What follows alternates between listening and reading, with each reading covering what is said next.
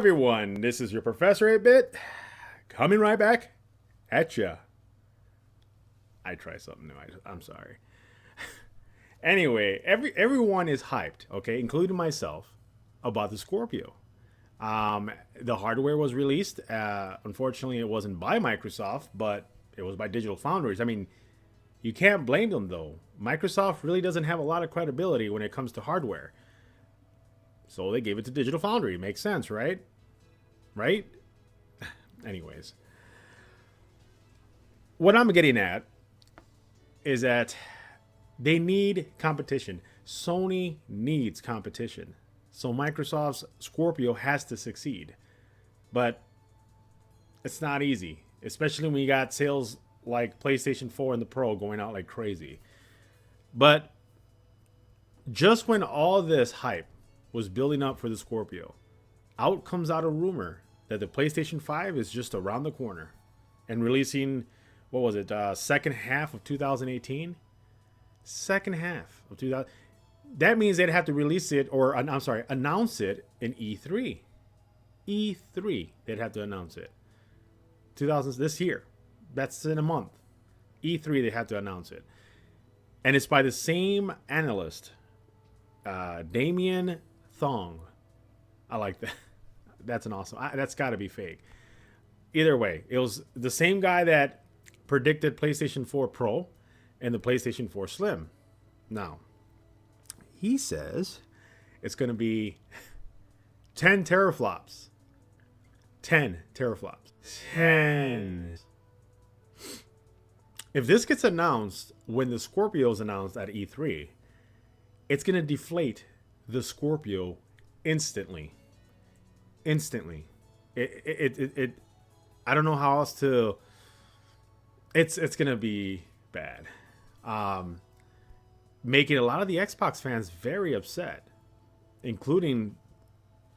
I'm not a fan, but I would still kind of be upset. I mean, I have the PlayStation 4, but I really wanted competition back. And I really hope he's wrong about this, because it would hurt Microsoft quite a bit. And there's no way to recover from that. That means they'd have to release another system, or just give up and just make it a whole dedicated Windows 10 system. Like I talked about before, I honestly think in my this is an opinion that I've been sticking to, and I think they should actually do it. But I think Microsoft has to open the gates. That's my new line. Hashtag Windows 10 or Xbox. Let's come up with something. Hashtag Xbox Windows 10 open gates. That's too long. I don't know. I'll come up with one. When I do, I'll post it. Or if anybody else has an idea, post it down below. And what I mean by that is they need to open the gates to Windows 10, so that when you get the Scorpio, not only is it a console, I guess it'd be another hybrid, just like the Switch did. But in this case, you're going to have a PC and an Xbox One. Powerhouse, of course, at 6 teraflops. That makes perfect sense to do this now. Now, if they do come through with PlayStation 5 and it is 10 teraflops, they have to do this. If they don't, I don't see how anybody's going to be interested in a 6 teraflop machine that doesn't have any exclusives. It doesn't have anything else. Though if it had Windows 10, you would have Steam, you would have GOG, Photoshop, keyboard, mouse. I mean, and like I said before in my other videos, it would have more than your PC, because it can not only is it a full PC, and I mean, as far as the hardware, of course, it's not going to match the gaming beast machines that we see out there. But as far as the software and the disc that you can put into your Scorpio to play your Xbox One games, it has that. Because PC doesn't have games where you pop the disc in and you can play it. Or you can pop the disc in, download whatever portion of it, and play it off of that. It doesn't have that. And the Scorpion or Scorpio would have this. So it makes perfect sense for them to just finally do this. If the rumor's true. If it's not true, the only battle they have is the exclusives. They gotta bring those back. That's the only way they can survive. After these messages, we'll be right back. Yeah. Oh, Bungie. Bungie.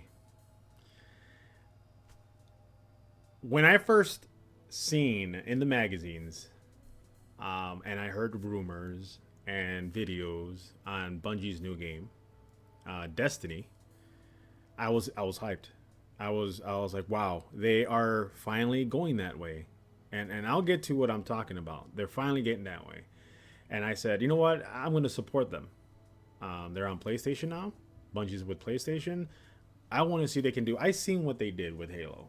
And if they can add that touch to the games that I liked, it's gold. It's golden. It's going to make it. I got the Taken King White Deluxe Edition PlayStation with the gold trim. It's a beautiful system. Beautiful. I don't regret it.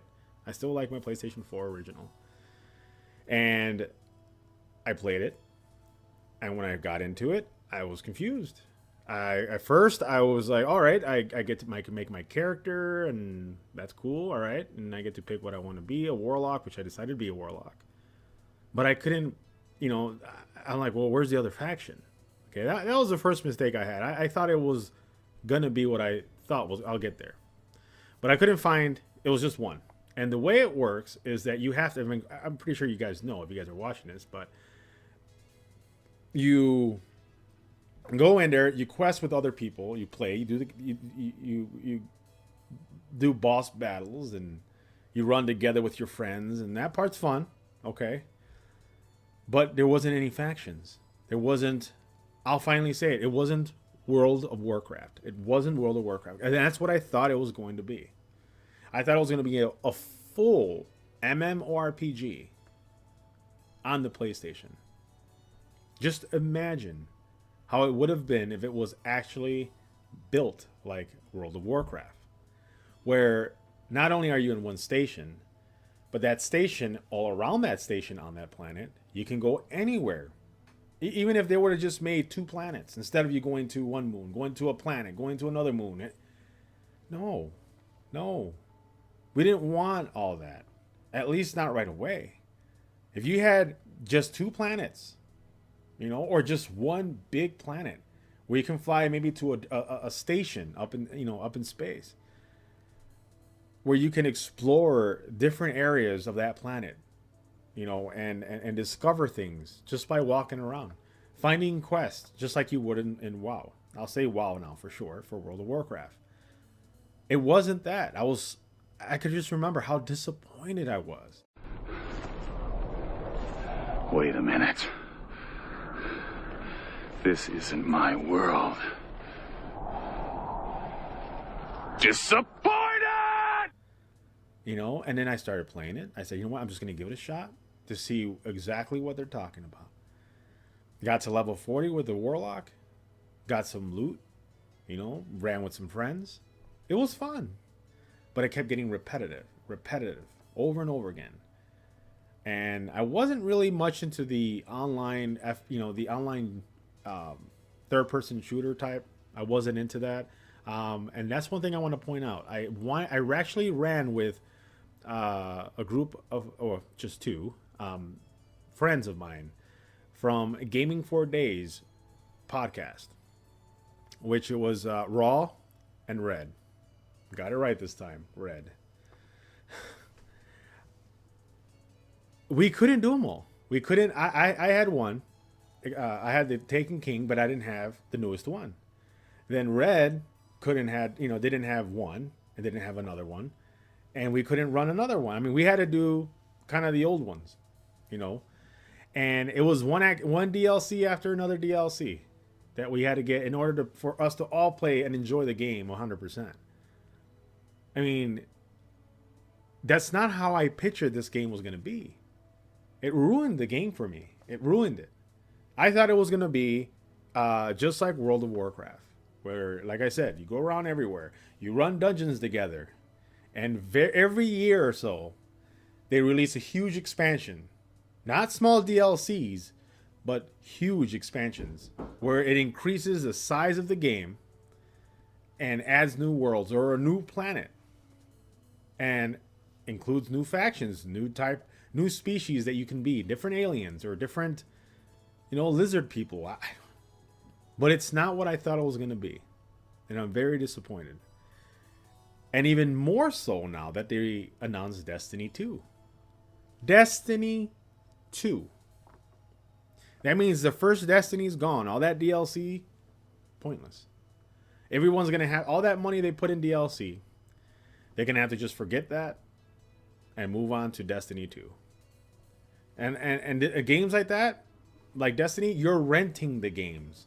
You don't own them. Eventually, they're going to stop supporting the original Destiny, and you're going to have Destiny 2, and then Destiny 3, and you have to stop playing the Destiny 2 to play the Destiny 3. No, it should have stayed as the first game. The new disc, the new Destiny, should have been an expansion to the original, and it could have improved the graphics, a patch or something to just like WoW, World of Warcraft. The graphics improved. The visuals, the lighting, in time, the game just started looking better and better. And the DLCs were not, the expansions weren't so close together. It wasn't, 2 or 3 expansions in the same year. I'm just very disappointed that Destiny, it wasn't what I thought it was going to be. It's not a real full open game. It's not a real MMORPG. It's not. And what anybody else says is irrelevant because it's not a World of Warcraft. I'm kind of disappointed in it. But that ends my thoughts on Destiny. And I won't be picking up 2. Sorry, Bungie. Well, unless 2 does become like World of Warcraft, then I might. All right, guys. Until next time, may the geek be with you.